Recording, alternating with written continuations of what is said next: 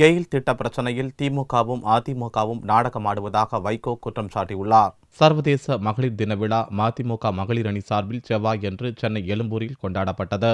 இவ்விழாவில் கட்சியின் பொதுச் செயலாளர் வைகோ கலந்து கொண்டு சிறப்புரையாற்றினார். பின்னர் செய்தியாளர்களிடம் பேசிய அவர், கெயில் எரிவாயு குழாய் பதிக்கும் திட்டத்தில் திமுகவும் அதிமுகவும் விவசாயிகளுக்கு மோசம் செய்துவிட்டு நாடகம் ஆடுவதாக குற்றம் சாட்டினார். கெயில் குழாய்களை விவசாய நிலங்களில் பதிக்கும் நிலை ஏற்பட்டால் தொடர் போராட்டம் நடத்துவோம் என்றும் வைகோ எச்சரித்தார்.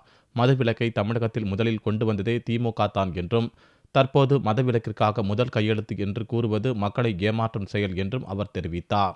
திமுகவும் அதிமுகவும் அந்த பகுதி விவசாயிகளுக்கு வஞ்சகம் செய்து மோசடி செய்து இப்பொழுது பெரிய நாடகம் ஆடுகின்றன.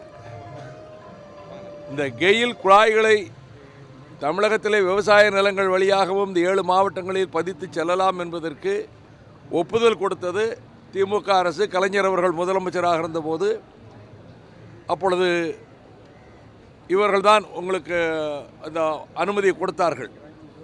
2008 ஜூன் 6 ஆக இவர்கள் ஒரு முதல் குற்றவாளி.